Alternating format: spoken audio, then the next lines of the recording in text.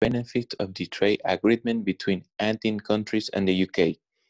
This webinar will have the participation of the Ambassador of Ecuador in UK, Jaime Marchand, the Ambassador of UK in Ecuador, Chris Campbell, Andrea Perez, Trade Police Officer for the Andin countries, and Juan Carlos Yepes, Trade Commissioner of Ecuador in the UK.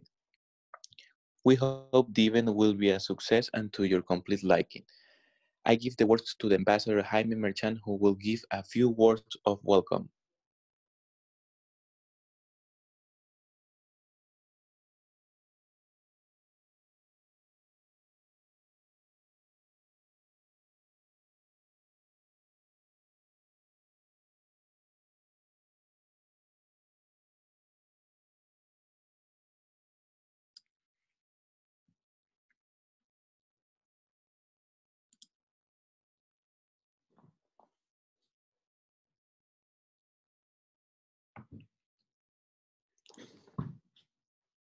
Good day and welcome everyone. Despite the COVID-19 pandemic, we have been able to expand our trade through the continuity agreement between Ecuador and the UK. In July 2020, Ecuador became the first country to ratify this agreement, ensuring that the exchange of products and services between the two countries will not experience any interruption now that the United Kingdom has left the European Union. It also offers to British companies a better investment environment, converting Ecuador into an attractive country for making business. Not only has our trade been fortified, investment, cooperation, and political and diplomatic dialogue on other fronts have also deepened. As a result of these promissory developments, we have placed post-Brexit Britain at the top of our foreign affairs agenda. In 2020, exports from Ecuador to the United Kingdom have increased by more than 26% compared to the same period in 2019. Ecuador exported $187 million to the United Kingdom by October 2020. The sectors with the highest growth are fishing, coffee, and wood. Our companies never stopped shipping their products to the British market. During the pandemic, biosecurity protocols in the export chain have been reinforced, which has allowed our companies to ensure the supply of products to their customers around the world. This embassy and its trade office, Pro Ecuador, organized several online B2B events in 2020, in which Ecuadorian companies met with British buyers of fresh fruits, processed foods, textiles and clothing, bananas, cocoa, agribusiness, handicrafts, and tourism. We held 12 virtual business rounds with the participation of 31 British buyers. As a result of these virtual meetings, agreements for more than $1.5 million have been completed. Ecuador continues its efforts to attract British investment into its different productive and strategic sectors. We are also assisting several UK-based companies willing to invest in Ecuador in coffee processing, brown growing, cocoa growing, and processing, mining, hospital logistics, among others. I would like to thank the British Department of Trade, the Ecuadorian British Chamber of Commerce, and Canning House for their assistance in the organization of this event. I would also like to thank my distinguished colleague, Christopher Campbell, British Ambassador to Ecuador, and all participants for taking part in this webinar. Designed to convey updated information on the growing opportunities that this agreement brings for trade between Ecuadorian and British companies and entrepreneurs, as well as for the better mutual understanding and common action. Thank you very much and welcome.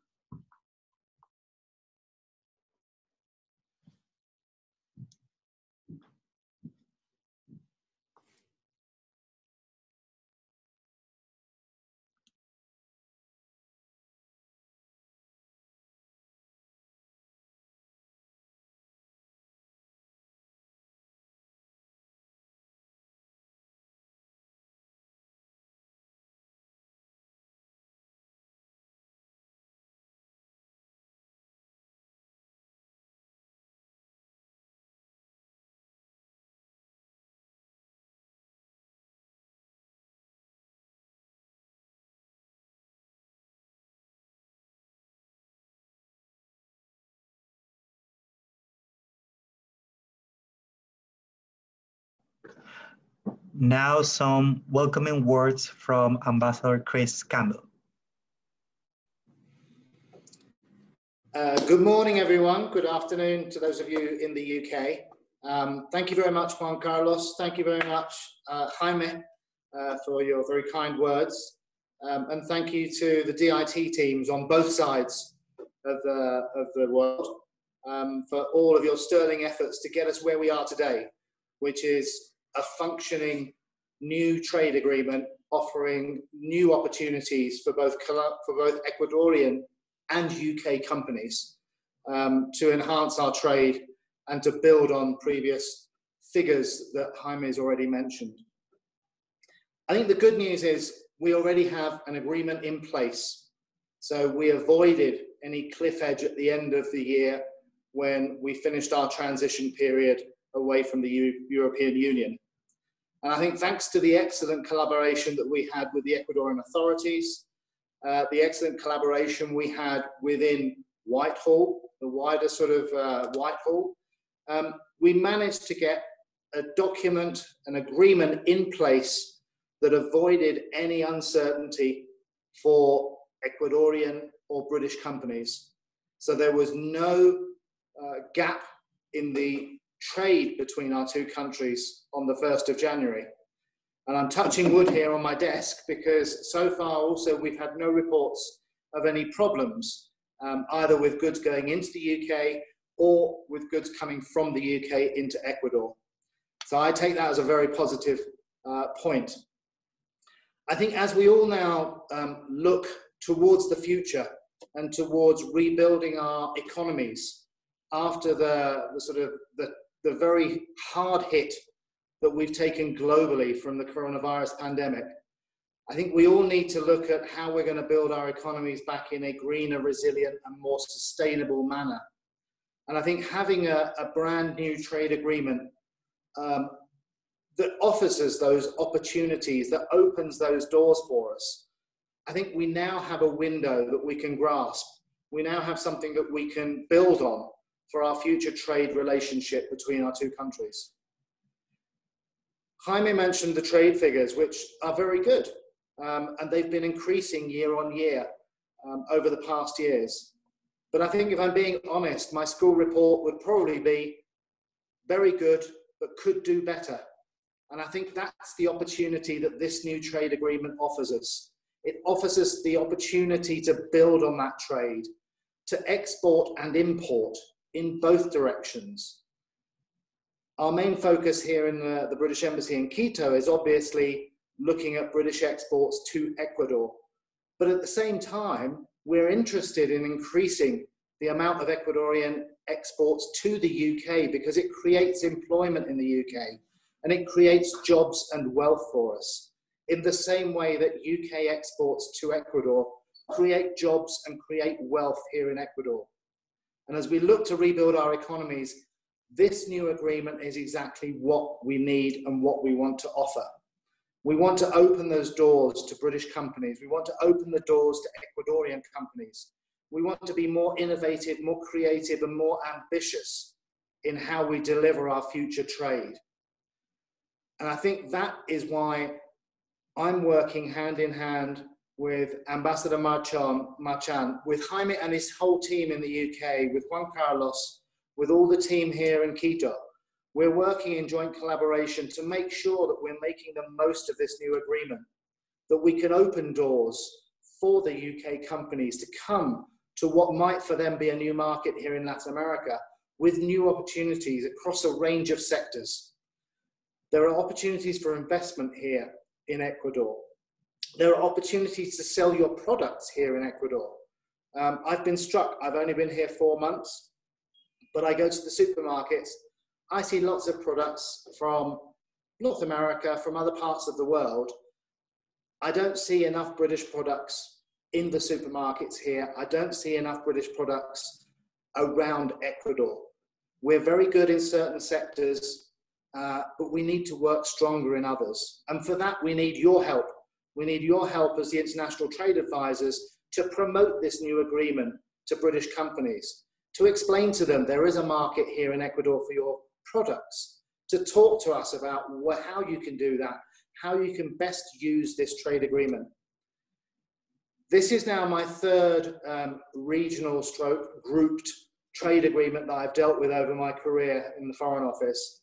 And if I'm honest, I've never found a trade agreement, a regional one, that delivers to its full potential. So I've now got a chance to start at the outset and try and change that. What we want to do here from the trade team here in Quito, from the trade team in the embassy in London, is we want to work hand in hand to help you make sure that we realize this new trade agreement reaches its full potential and that we export as much and we import as much as we possibly can. We shouldn't be looking at where we want to invest, where we want to do it. That information should already be out there. We will happily share it with you. With any companies that are interested, they can get in touch with Andrea, and I'm very lucky to have Andrea on my team here, who is our expert on this new agreement. We also have Emilia Cano here in the embassy, who is ready and willing to answer any questions that UK companies have. You have all her contact details. Please, we have a new trade agreement now. It's not that different from what we had with the EU, because under the treaty agreement with Lisbon, we couldn't renegotiate new treaties. So it's a cut and paste of a previous agreement, which means it shouldn't scare UK companies, it shouldn't scare Ecuadorian companies. There are no surprises. Pretty much everything that we've been doing before is there. What we now have is we now have a new window of opportunity, and we need to grasp that if we're going to rebuild our economies, both in the UK and in Ecuador. So I hope that you find today's webinar really helpful. I hope that you ask lots of questions of our experts. Please ask as much as you can of Andrea. She's got all the answers, or at least I hope she has. And if she hasn't, we can find out. And I'm sure there are people on the webinar that can help. So thank you very much for your time today. Please do listen to what's being said. Do ask questions. And if we can help in any way, that's what we're here for. So I look forward to working hand in hand with Jaime and Juan Carlos. And I look forward to maybe coming back to you this time next year and telling you we're not talking about a 26% increase, but we're talking about a 126% increase. That's what we're looking for. We're looking to be far more ambitious. So please use this new trade agreement, engage with us, and good luck with the trading. Thank you. Thank you, Ambassador. And now we have the word of Andrea Perez, Trade Police Officer for the Andean countries. Welcome, Andrea.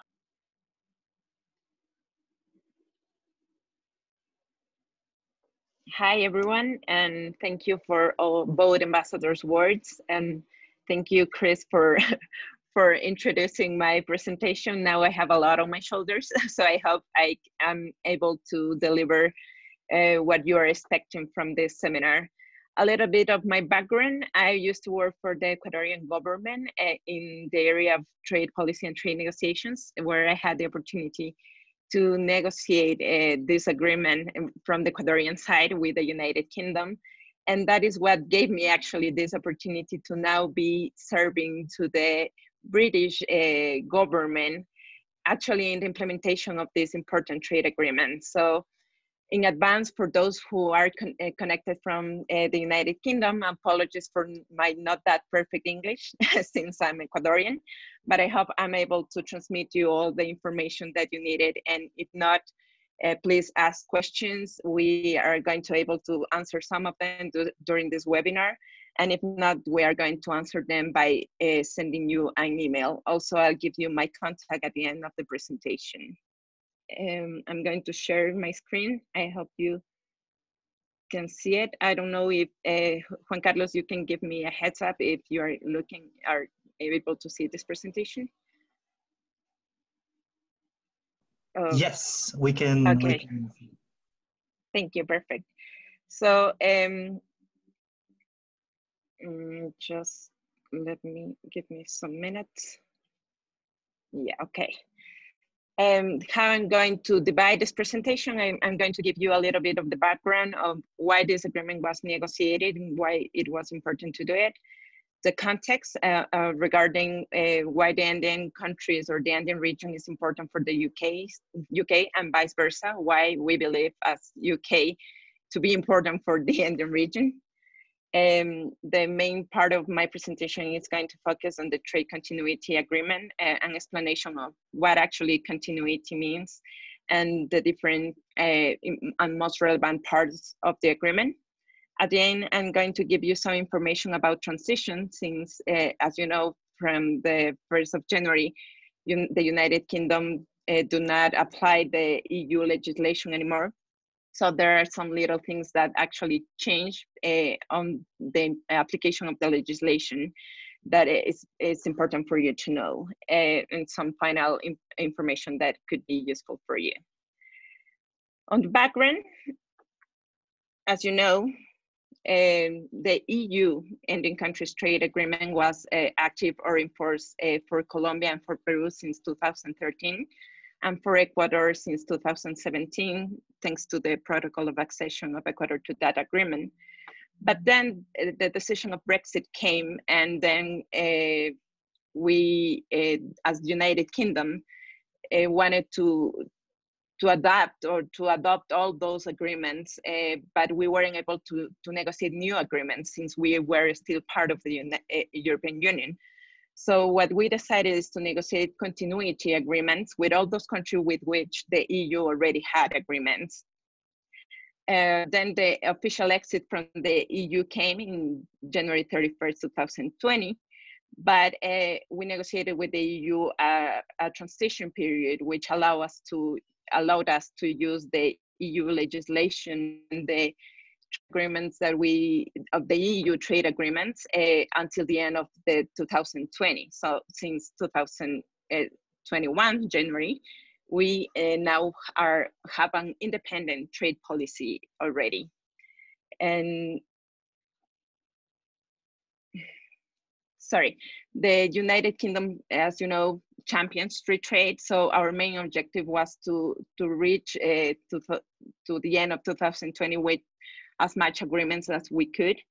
At the end, we got to have 33 trade agreements across the world, out of which 5 are with the Latin American countries. But most of them are with trade blocs or with economic blocs. So actually these 5 agreements cover 24 countries in the region.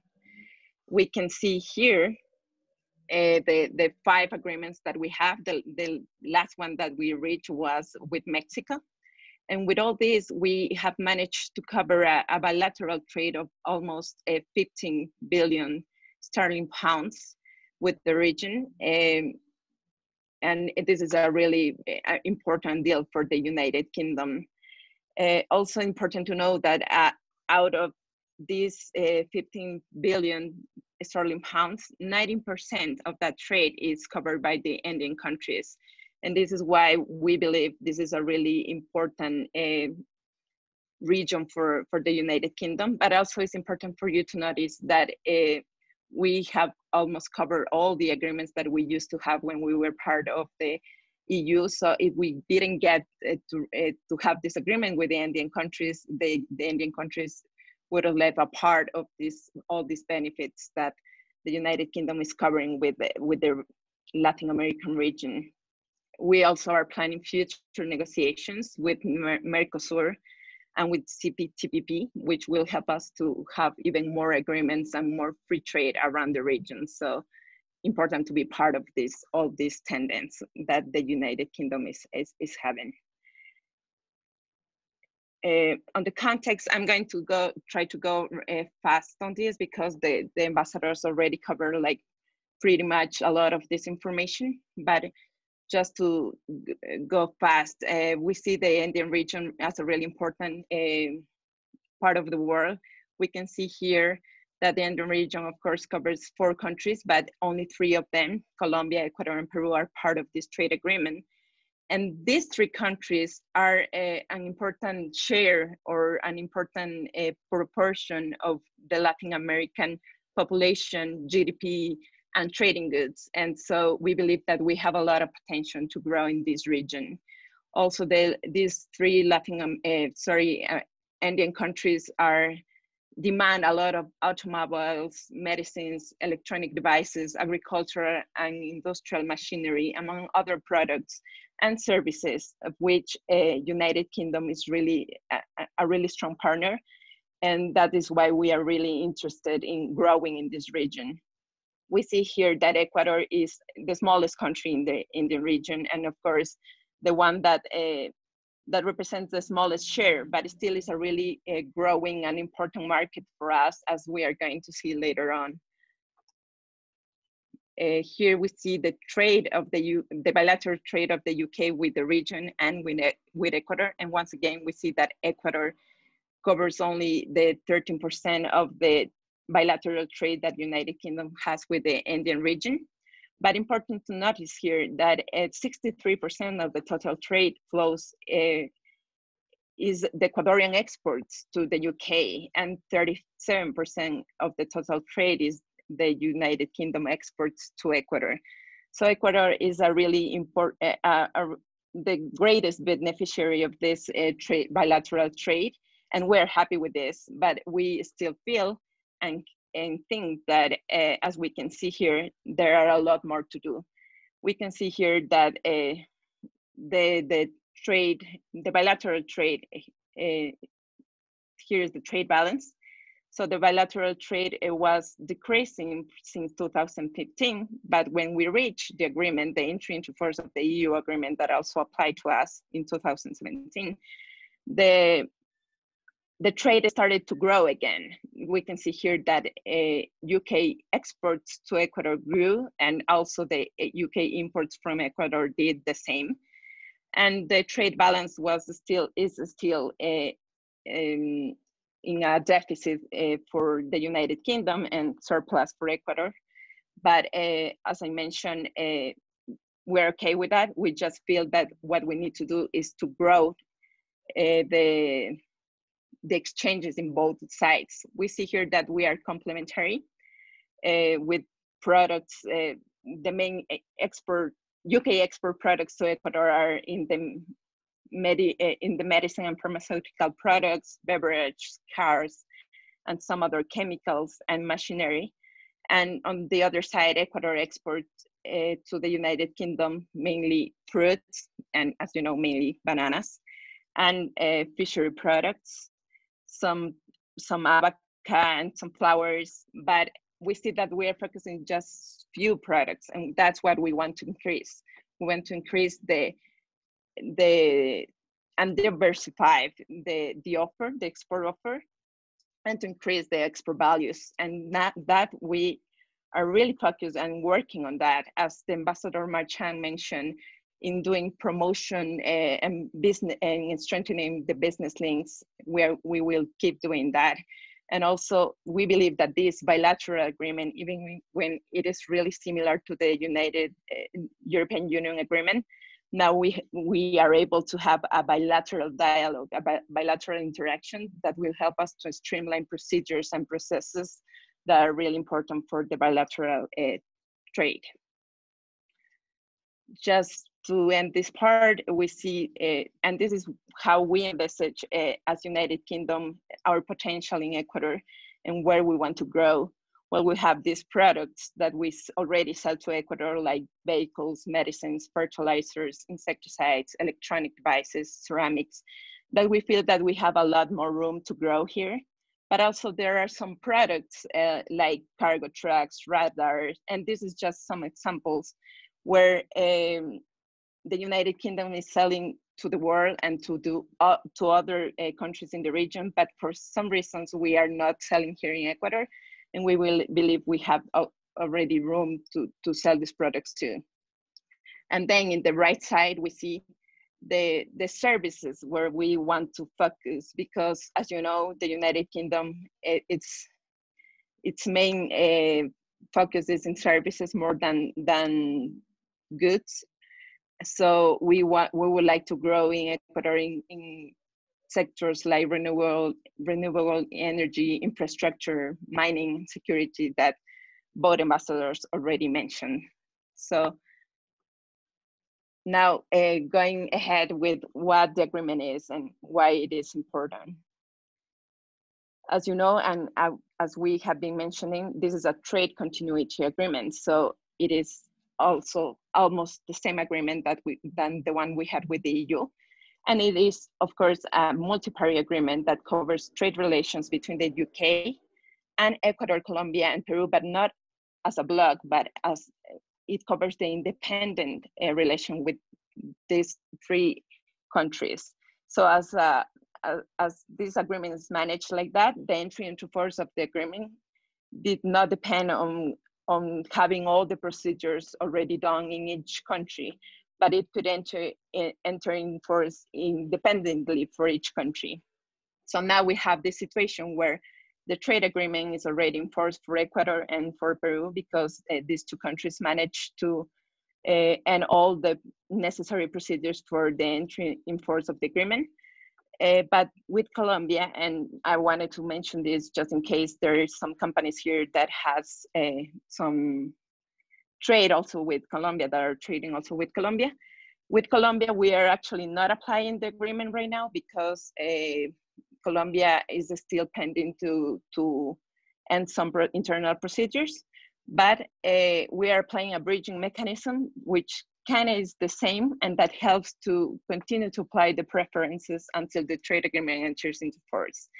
If some of you would like some more specific explanation on an email or something, you can reach me, but still it's important to know that the preferences are still covering for Colombia, the trade with Colombia.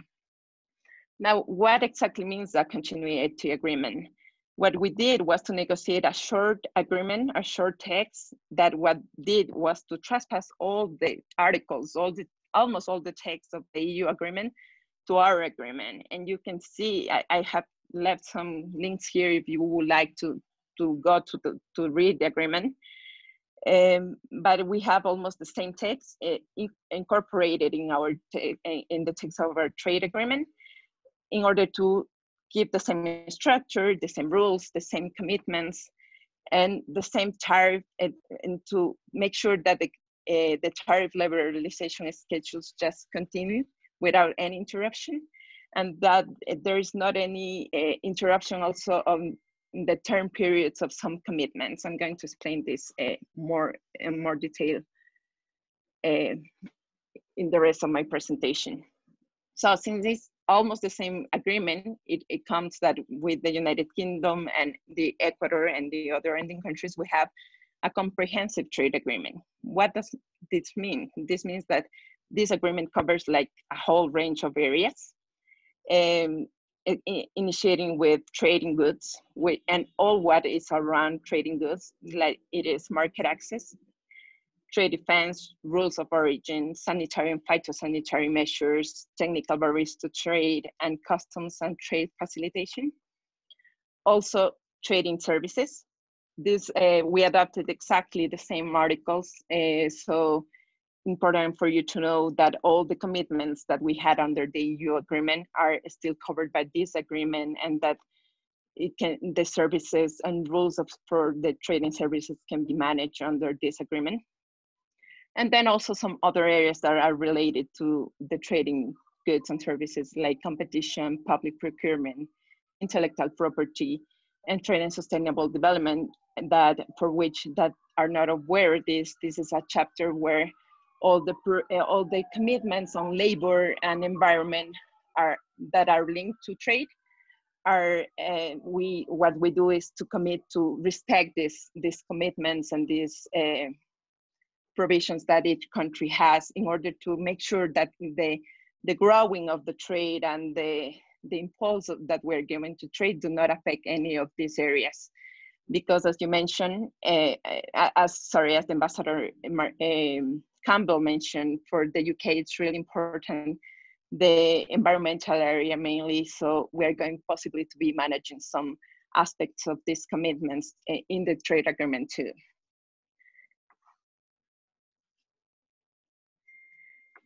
To go to more specific and possibly to what is really important for you to know, it's regarding market access.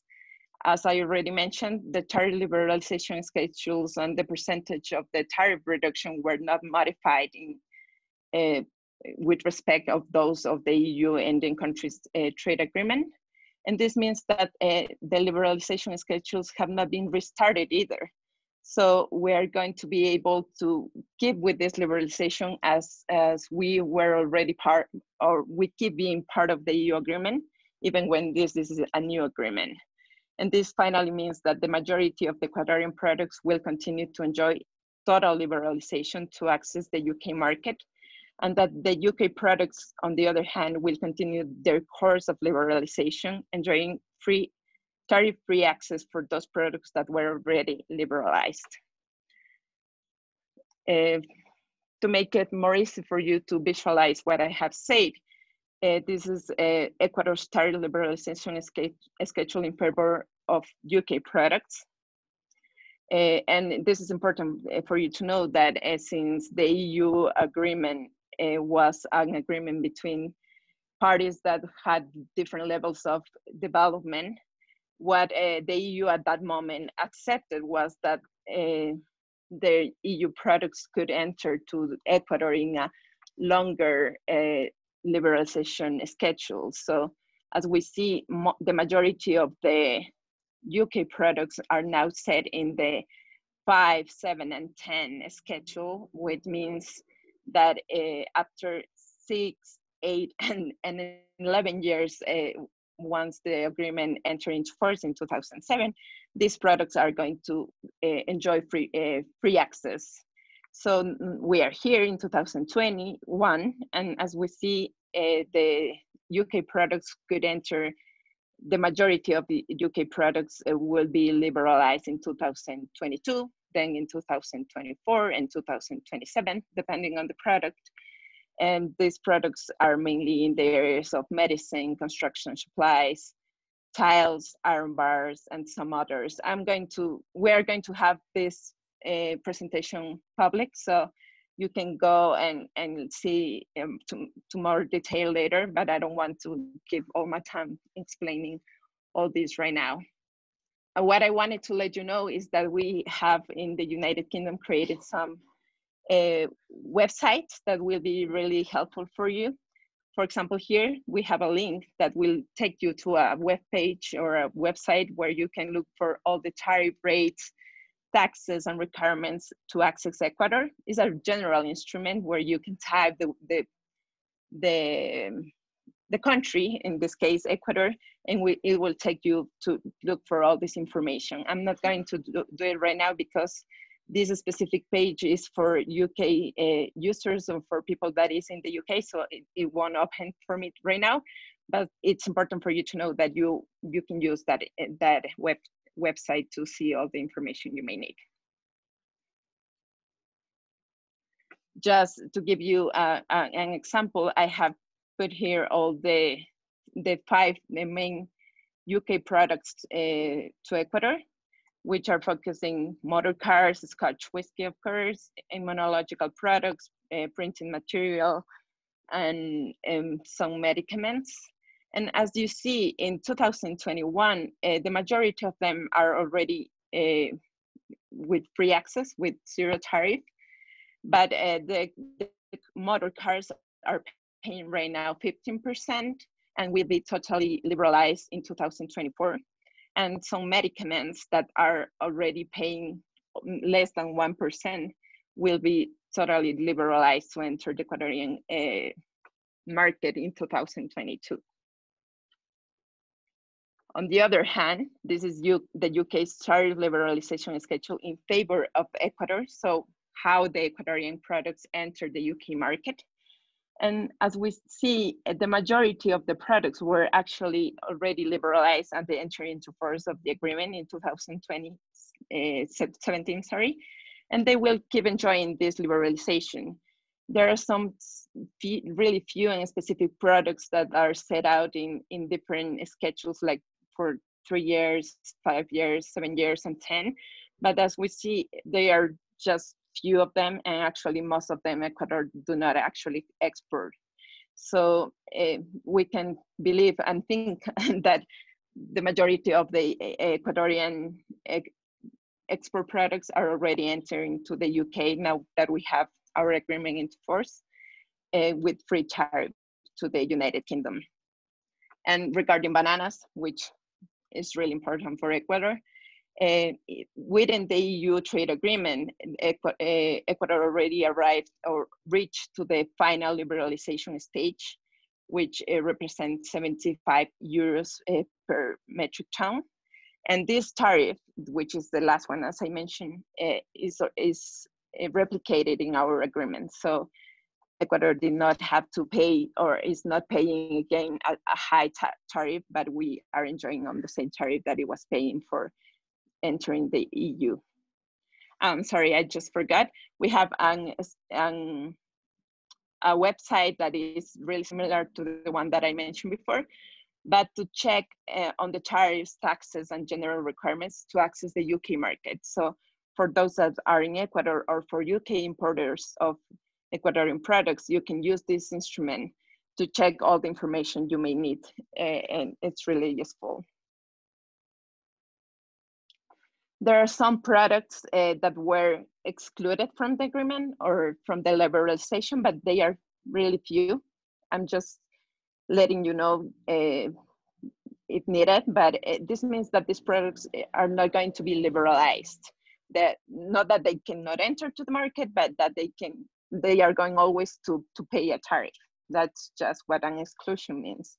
So the United Kingdom excluded beef, pork, and poultry, liquid meal, eggs, starches, beet sugar, dairy products, and colorants.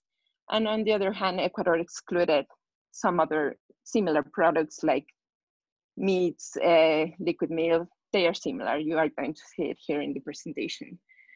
And also, regarding market access, there are what we call tariff rate quotas, which applies to certain sensitive agricultural products for each country, and other products that are, it means that some products in the agricultural area do not pay tariff up to certain volume, but when they exceed this volume, they start to pay tariff, the national applied tariff again. And we had already within the EU agreement these tariff rate quotas, but we had to recalculate them, of course, within our agreement, because now it's just a bilateral relation that do not cover a 28 countries bloc. I have placed here which are the tariff rate quotas granted by Ecuador to the United Kingdom, and I'm not going to explain you about the other quotas because I think that Juan Carlos is going to mention this. But just to let you know, here also there's a link where you can go to a report that the United Kingdom made to its parliament, and you can see there all the tariff rate quotas in case you would like to see this later on. As you see, these are agricultural products, food and preparation for animals, some bovine offal, different dairy products, bacon, and so on. You can see it here. We kept also all the tariff, the trade defense measures, like the safeguards. We had a bilateral safeguard within the agreement, and agricultural safeguard that applies only for the ending countries, and that Ecuador is able to apply it for onions and a different variety of beans, and for mature cheese. And something that I would like you to know is that on the other hand, the EU had a specific trade defense measure called the Banana Stabilization Mechanism, which what it did was that the EU was able to restart or to apply again the highest tariff to the bananas once some specific ending country reached to a specific volume. But the possibility of using this trade defense mechanism expired in the EU agreement already in 2021. So since we didn't restart in this agreement any commitment, the United Kingdom do not have the possibility of applying this banana stabilization mechanism anymore either. And I think this is important, what Ecuador would like to hear and know. Regarding origin rules, which what you know is the specific conditions that a product should comply in order to be considered as originary from Ecuador or originary from the United Kingdom. What is important for you to know is that the continuity agreement actually kept almost all the conditions. So the bilateral origin accumulation is also allowed between the United Kingdom and Ecuador, and also the diagonal accumulation with some other countries, the same countries that are part of the agreement, which are Colombia and Peru, and also with other countries like Bolivia, Costa Rica, El Salvador, Guatemala. And this is important for the ending countries to know because they use this accumulation. But also, as we were aware that the British companies mainly had a really important value change already created with the EU. What we did of new in this agreement was to negotiate an extended accumulation with the European Union. So you should know that the ending countries may accumulate goods with the EU within this agreement, and also the UK will be able to count with inputs and processes with the EU countries to accumulate with the EU, not only products, but also procedures. But then the same rules are kept, the same specific and general rules. Something that is new, and also considering the relation with the EU, is that some products may be in transit in the EU. And generally in the EU agreement, when you were in transit in a specific country, you couldn't do anything else than just upload, download, and almost anything else with that merchandise in order to do not lose origin. But within this agreement, you are going to be able, as long as you are in some EU country and in customs custody, as you remain in customs custody, you could do some specific and basic changes like storing, splitting, marking, and labeling this your merchandise if necessary, and you won't lose origin. I'm going to talk right now about the alternative rules of origin, because not every company or every trade operator know about this, but these are simpler or easier to comply than the original specific rules of origin established in the agreement. And as they are simpler or easier to comply, they function with quotas. So for the UK products, we have quotas for roasted coffee and for cocoa powder. And the ending countries, and specifically Ecuador, for example, have a origin quota for hats, for sombreros de paja toquilla. Sorry, I don't remember the name in English. And for some textiles, and you are going to be able those specific quotas in this link that I have left here, if you're interested. This is something relevant for you to know regarding proofs of origin, because I think I have received most of the questions in this area. And this agreement have kept all the similar proof of origin that was part of the EU agreement. So we are going to use also the EU one as the certificate of origin within this agreement. And the only change is that instead of using here the words European Union as it used to be before, we're going to use United Kingdom, because we are already not part of the EU, and just that's the only difference.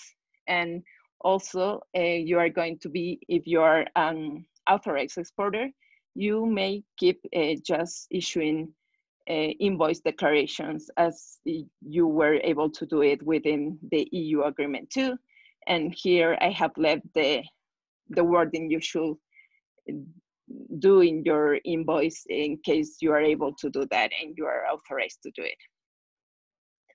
Then regarding intellectual property, important to know that the EU trade agreement had certain provisions, and that we have kept those specific and the similar provisions for the protection of the intellectual property rights. And one of those that is really relevant for the United Kingdom is geographical indications. What the continuity agreement did was to recognize those geographical indications that were already protected under the EU agreement. So for those for which this information is important, you should know that the Scotch whiskey, Irish whiskey, and Irish cream that were protected under the EU agreement are going to be protected under this agreement too. And the same for the geographical indications of the Indian countries, they will remain the same. And finally, public procurement, what the agreement's commitments regarding this area is to give national treatment for those goods and services from the other party. But this does not apply to all of the tenders, but also only to those that exceed that threshold that is established in the agreement. And for those that are not part of this threshold, they are excluded of this commitment of giving national treatment. Almost everything was kept the same. And of course, the United Kingdom won't be part of anymore of the system to look for tenders in the European Union. So I have left here for those that are interested the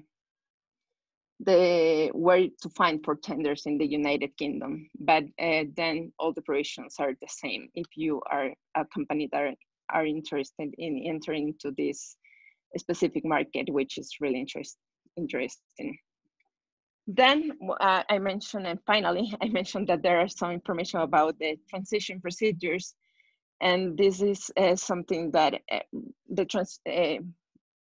this is something specific to the trade agreement that, as I mentioned, we managed to do the transition of all the provisions with our trade continuity agreement. But important for you to know something really specific regarding certificates of origin. So, because if you have goods that were in transit when the UK and Indian countries trade agreement entered into force, you might be required to obtain a retrospective certificate of origin for the preference to be applied. So we strongly recommend that to make the necessary consultations to the customs authority of the destination country to see if they are going to ask you for this retrospective certificate, and to ask this certificate to your usual provider in case you need it. And also, this is something that I always like to mention regarding the trade committee of the trade agreement, just to make emphasis in the fact that since we are now a new agreement, an independent agreement, what I see of important of this is that the institutional dialogue mechanism of the agreement is going to manage now the bilateral relation between Ecuador and the United Kingdom. So it becomes an opportunity to address and issue all the bilateral interests, like to settle market access barriers, potential improvements in the level of access, information exchange, cooperation products, which are specific and important for each country. And so this is a call for you to let us know as government, where are you finding difficulties, where you see this all can be improved, so that we can now start to dialogue with Ecuador and between Ecuador and the United Kingdom, these potential improvements.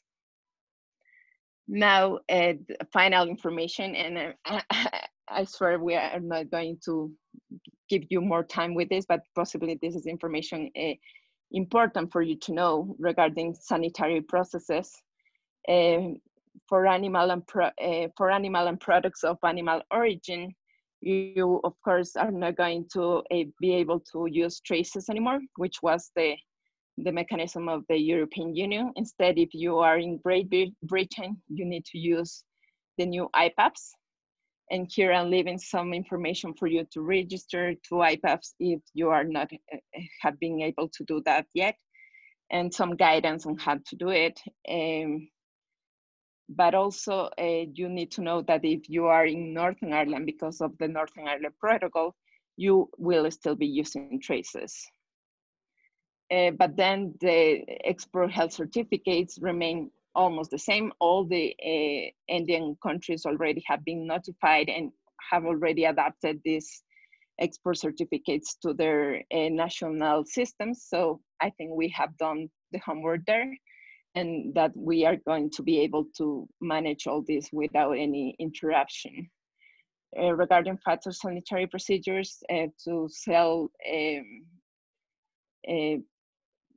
vegetables and fruits, the certificates are going to be kept like really similar to, and we have notified this information already too, but there is a guidance in case you import or export those kind of products that may be really useful for you. Regarding fish products, and this information is mainly for the Ecuadorian exporters, because it's important for you to know that the United Kingdom adopted exactly the same legislation regarding illegal, unreported, and unregulated fishing. So we are going to demand catch certificates to enter these products to the United Kingdom. So you should know this. And for organic products, I've left here also some information, because there are a specific labeling that now have changed a little bit since we are not part of the EU anymore. And I have left here all the organic control bodies that you can reach if you want to import or export or produce an organic product. And finally, the EORI number, which, as you know, if you already exported from the United Kingdom to Ecuador, for example, you already may have this EORI number, but you should check this information too, because they change a little bit the nomenclature of the numbers, and they are a little bit different if you are an economic operator in Great Britain, or if you are an economic operator in Northern Ireland. So check this information if it's useful for you. And also I have left here some useful tools, additional information, and links where you can contact us and interact with us. As I was making a call to you to contact us, here are all the links to write us, to let us know what you need, what you feel it's need to be improved, or all the doubts you have. And I have here also a link to a specific guidance that we have done that is maybe useful for you. So please go ahead and read it. And I don't know if you are seeing my screen yet, but in that guidance, I have left my contact. So let me see. Just to show you, have different information on the agreement, and right here If you give a click here, it will take you to my email. So please feel free to write me any question and to let me know whatever specific concern you have so we can manage to help you with that.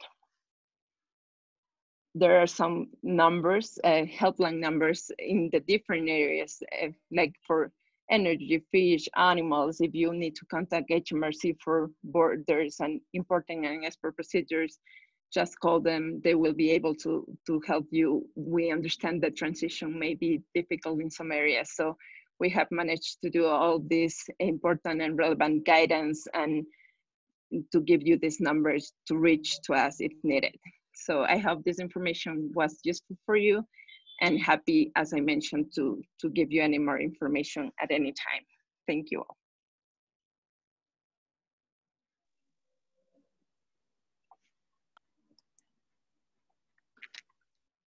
Now we have the words of Juan Carlos Yepes, Trade Commissioner of Ecuador in the UK.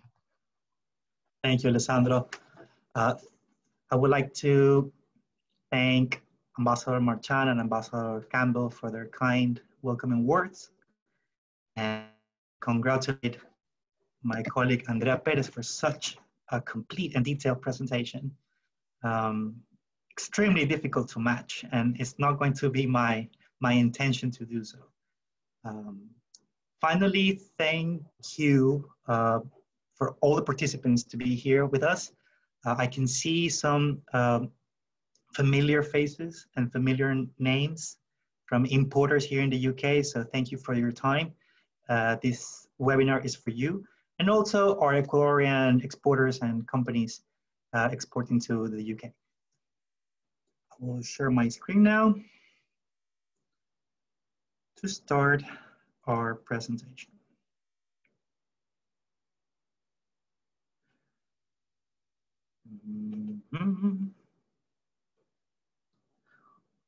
Okay. So, my presentation will be divided in four areas. First one is going to be background on trade between Ecuador and the UK. Second one is going to talk about the continuity agreement implementation. Third, and most important perhaps, the business opportunities for Ecuadorian exporters and Ecuadorian suppliers. And finally, I'll end my presentation with some points for reflection, some challenges that we see in the agreement. So first, let's start with the trade background between Ecuador and the UK. In the last 10 years, non-oil trade has been favorable for Ecuador, who has enjoyed a surplus flow. And you can see this in the chart.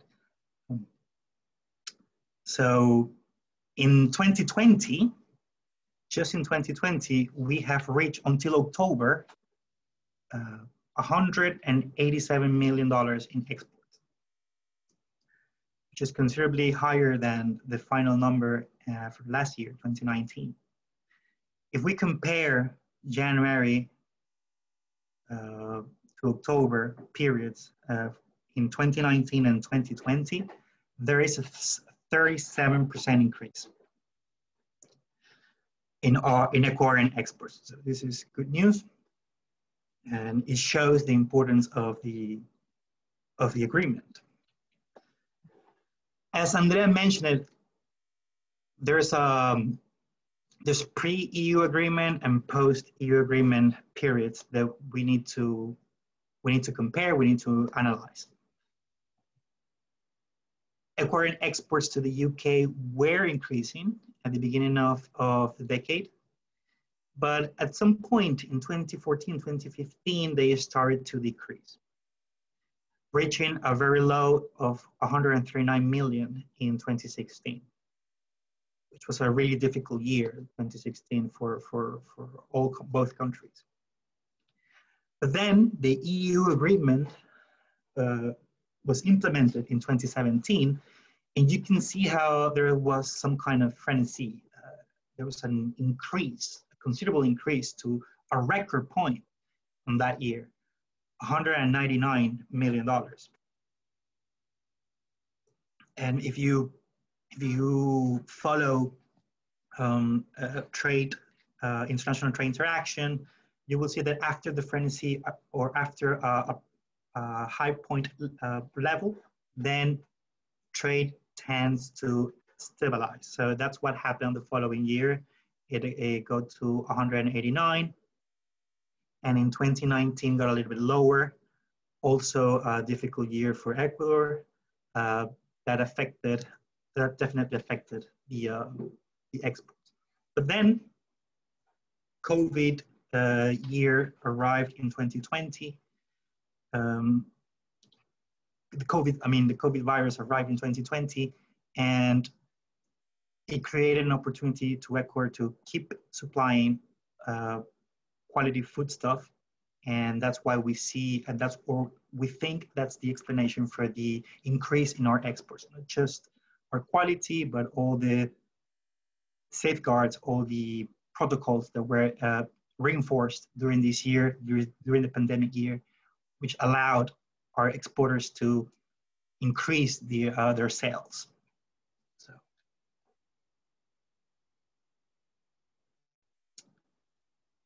it's important to see or to have in mind, to know that 1.5% of total non-oil exports of Ecuador go to the UK.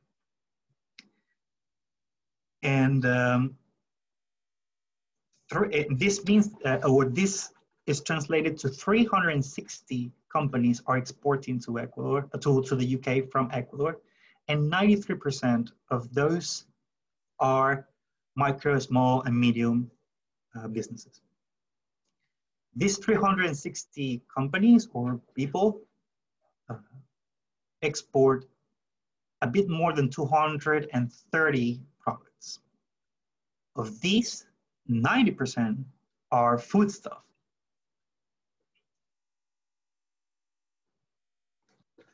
The total trade in this year, in 2020, the previous year, until October, it's been $187 million.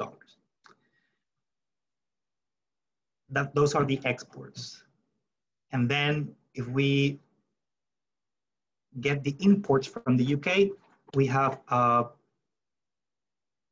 surplus of $72 million.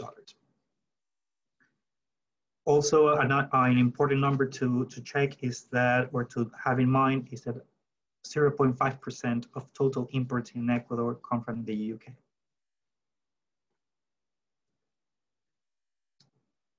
Export products ranking in 2020, and tuna was probably the winner product in 2020 for Ecuador. If you think in a year that was shocked by a pandemic, preserved and canned food was really demanded. So this explains why canned tuna is the product from Ecuador that had the biggest sales increase. Then it's followed by bananas, prawns, flowers, broccoli, and coffee. Flowers is an extremely good example of resilience and commitment to international supply. Flowers was a sector that was hit hard in the beginning of the year because of the pandemic. Then they got back and restarted their exports to the world, including the UK. These 6 products combined represent around 80% of our total exports. And in this sense, I will agree with Ambassador Campbell. We need to use the continuity agreement to get most of the trade, get most of the opportunities. This we can introduce more products, we can sell more of the top 6, but we can introduce much more products into the UK. Export products growth.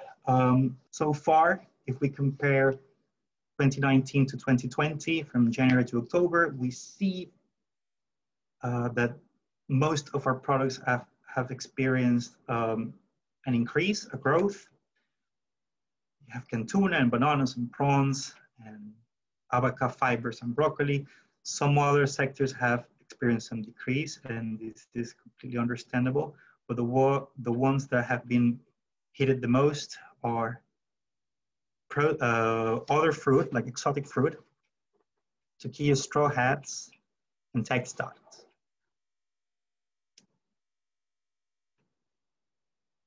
Now, this is a little chart showing Andean non-oil exports to the UK in 2019. And although Ecuador is still in 3rd place from 3 with the numbers of our exports,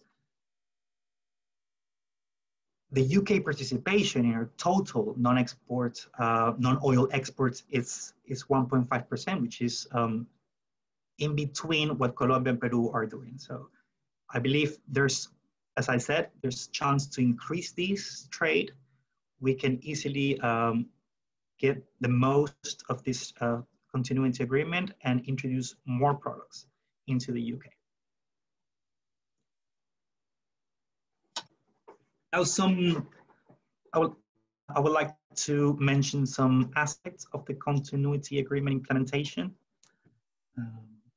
Starting from the agreement goals, and the main goal of the agreement was to transfer all preferences under the trade agreement with the EU to this bilateral relationship with the UK. So also quoting Ambassador Campbell and Ambassador Marchand, this is the same agreement with some little changes. So nothing has changed.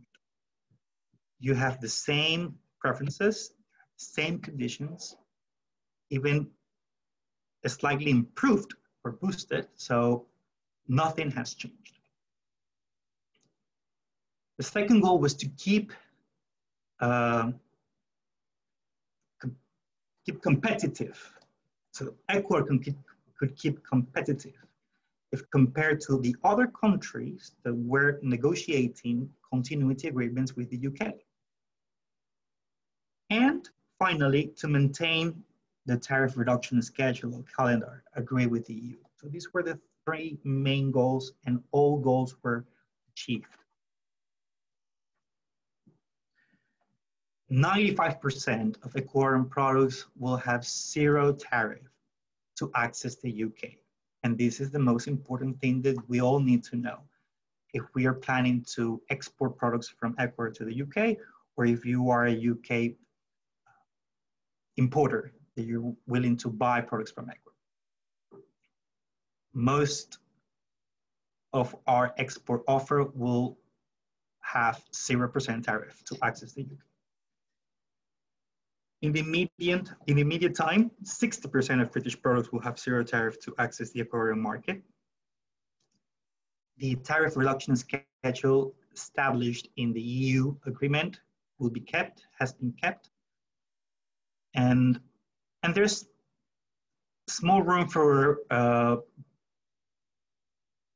changes, but there is an important chance that the banana sector will have to revise the conditions that we currently have in the next 2 years. Examples of tariff access are shown in this slide. For prawns or canned tuna, for instance, with the EU, we have 0% tariff. If we had no continuity agreement, we would be paying 12% for prawns and 24% for canned tuna. But as we have this continuity agreement, we'll go to 0% again. So tariff quotas. This is an important topic for a very short list of products. This tariff quota has been proportionately changed and adapted to the UK. So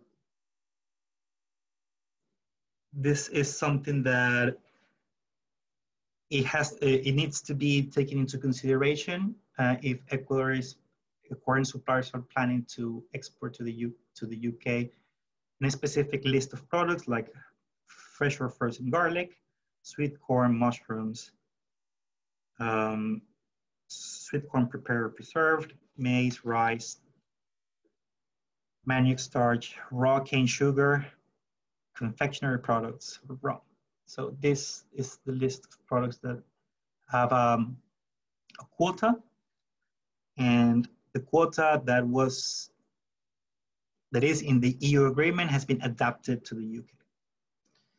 As Andrea mentioned, we will also do the same. If you have a specific question on the quotas or these products that are mentioned in this chart, please do send us an email. We can send you more information, we can send you the chart or answer any question regarding this. Now, for Ecuador, or for all the people that work at Ecuador, what we do best, or what we try to do best, is to emphasize the business opportunities that Ecuadorian products have in international markets. In this case, we have prepared a short list of the products that we believe have great opportunities here in the UK. There are some products that are already matured. They are already here, and like bananas, prawns, canned tuna, roses, coffee, albahaca fiber, broccoli, and tortilla straw hats. But there is still opportunity for a niche in these big products like organic and fair trade bananas, sustainable organic prawns, or canned tuna with sustainability certification.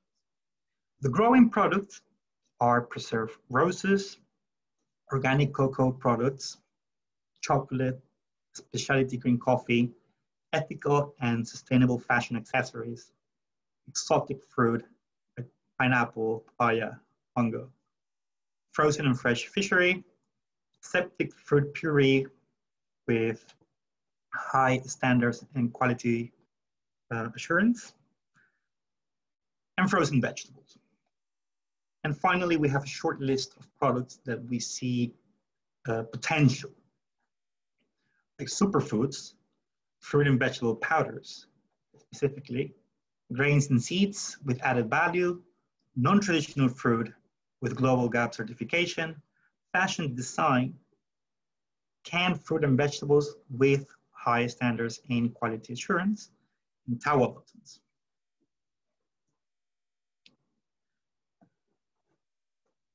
I'm going to share some detailed information on our main sectors or the products that I already mentioned.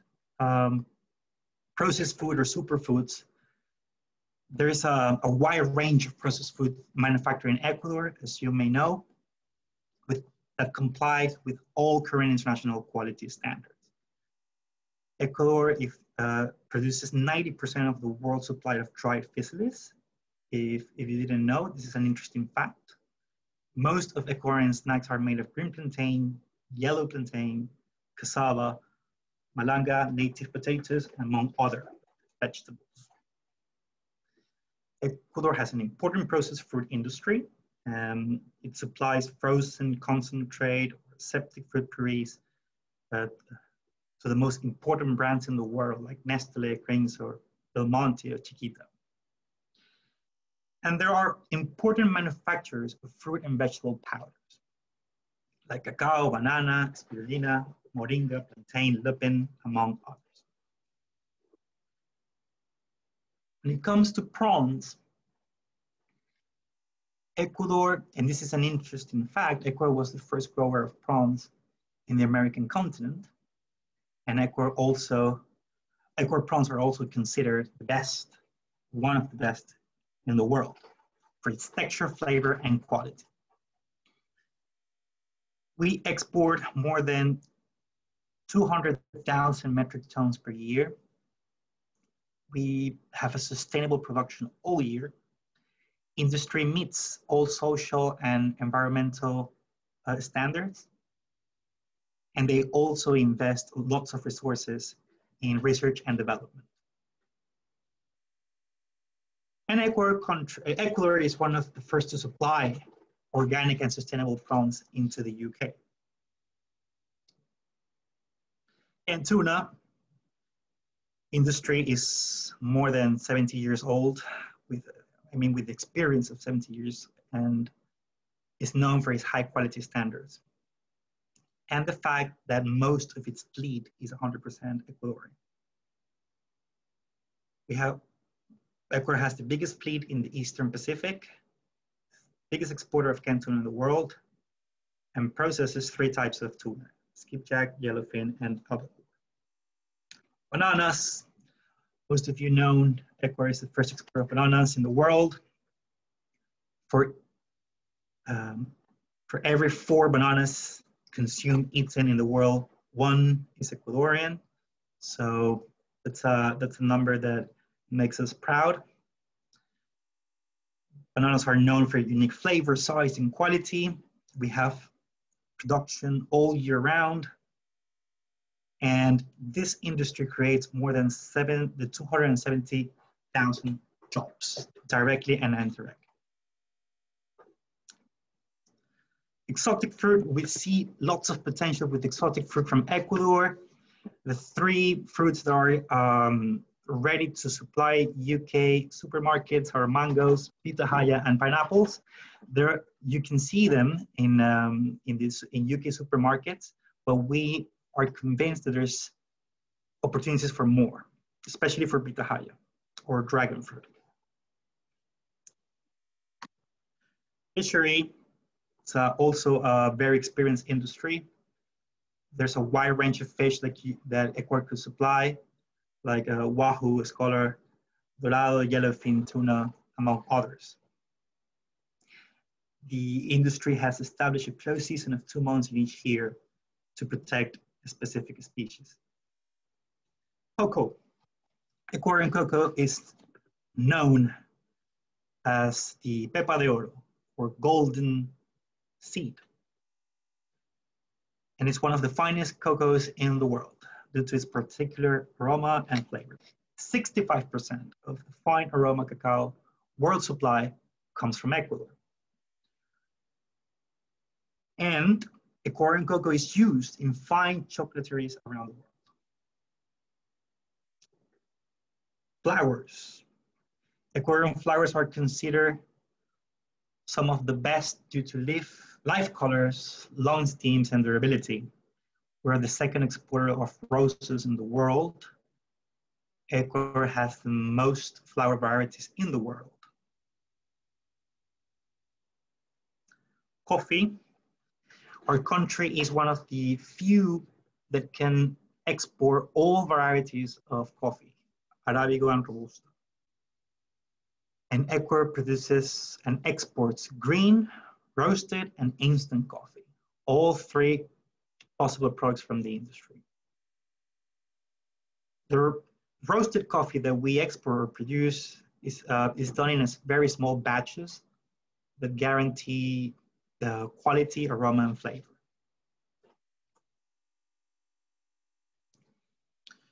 When it comes to agro-industry, which is also related to processed food and superfoods, our agro-industry benefits from the different climates and microclimates that Ecuador has. So we're able to grow, process, and export a wide variety of products related to this sector: broccoli, cauliflower, oils, potatoes, cassava, among others. And finally, the Toquilla straw hats and fashion accessories. It's a sector that here from the trade office in the Ecuador in the UK, we've been trying to support the most. This sector involves very small companies, artisans that need government support, and that's what we're trying to do. Toquilla straw hat is a product that is recognized around the world, wrongly called Panama hats, but we call them Toquilla straw hats. The technique used to weave this hat is recognized by UNESCO as a World Heritage. And now the Toquilla straw is used to make other things like purses, jewelry, accessories. Ikat weaving is also another weaving technique that has been recognized by UNESCO as a World Heritage. And the technique uses cabuya cactus fiber to create macanas, or you may know them as shawls or pashminas. And another important product in this sector is the tawa buttons, or tawa jewelry. Ecuador is the most important producer and exporter of tawa buttons and jewelry. Tawa is also known as corozo. This is the palm seed that is processed, treated by artisans, and turned into buttons or jewelry by hand, and which is an alternative replacement for plastic or metal. And finally, I'd like to end this presentation with the challenges that we have in front of us with this agreement. The first is to use the continuity agreement to promote British investment into Ecuador, and Ecuador will work together with the British government to see that British investment goes to Ecuador as quick and safety as possible. To cooperate in standards compliance, to combine actions to boost trade and investment. Like this webinar is a good example of combined actions to boost trade and investment. And we hope that we will keep doing this type of events with the British Embassy. To diversify the products being exported to the UK. And I believe that this was the main purpose of this presentation, to show you that there are much more products that could be in this chart of the main products exported to the UK. And to strengthen our commercial complementarity. And as Andrea mentioned it, the good thing that Ecuador and the UK have in their bilateral trade is that we complement each other. We're not competing between each other. So all the products that the UK exports to Ecuador, Ecuador is not producing, and vice versa. We will send this presentation to you, and here are my name and my email address. If you have any questions about the presentation, please do let us know. And now we will answer some of your questions. Due to the time restriction and the fact that we have already been in this webinar for an hour and a half, we will keep the questions short, but there's don't doubt that we will answer your questions through emails. Okay, I'm checking the questions now, and we have one saying, what kind of incentives to export artisanal goods from Ecuador are in the current trade agreement? So the incentives, the most important incentives for artisanal goods or handmade goods is that all of them have zero tariff. So this will be the most important incentive. And of course, you can get in touch with us, the Ecuadorian Trade Office here in the UK, or the UK Embassy in Quito. But to answer this question, the most important incentive will be that there's zero tariff. I don't know if Andrea would like to answer another question.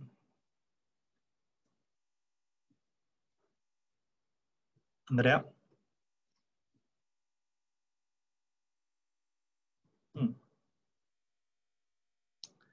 There is a question here. Juan Carlos, I'm already here. Sorry, I had some problems with my computer. I was a little afraid that you left us, but now there you are. I'm sorry, yeah.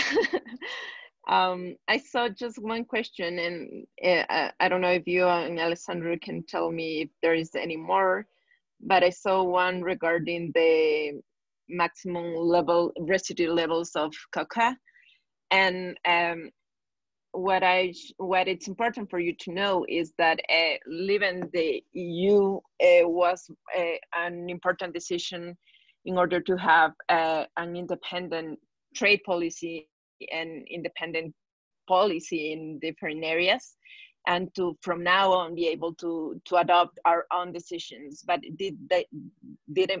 doesn't mean that we are not that we were in agree with all the EU legislation and all that. And also it's important for you to know that in order to make the transition easier, we adopted or make it a part of the EU legislation, the majority of the EU legislation. And concerning phytosanitary rules and the maximum level of residues, I'm pretty sure, I would like to check with DEFRA, which is the relevant authority in the UK regarding the specific cadmium levels.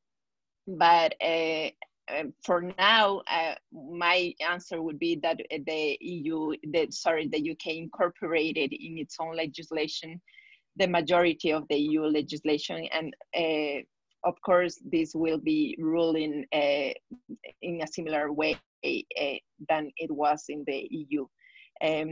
I will take and I will ask Ecuador to give me your email, Celia, so that I can give you a really more detailed and official answer on this. But this is what I can tell you right now, that we incorporated in the EU legislation, in the UK legislation, the phytosanitary EU legislation. So I'm guessing that it is still is the same level for entering the UK. Just allow me to give you an official answer by email, please. Thank you, Andrea. We have another question. An acquiring company of metal mechanic field in the metal mechanic field developing a project. He's asking for support from the British Embassy, and yes, I will share the details of Emilia Cano, who is the Director of Trade and Investment at the British Embassy. So I'm going to share her email address in the chat, so you can contact Emilia for this. And somebody asked if the quotas are per year, and yes, the quotas are per year. The quotas that we showed both sizes from the UK and Ecuador, these are per year, yes. And we don't have any more questions. And I would like to thank you all for your time and attention. I'm sure that my colleagues from the British Embassy share my feelings. Andrea? We do. We're happy. Great. Well, this is just starting. We are ready to answer any further questions or doubts, or help you explore opportunities either in the UK or Ecuador. So please just contact us, and we will be here to assist you in any possible way.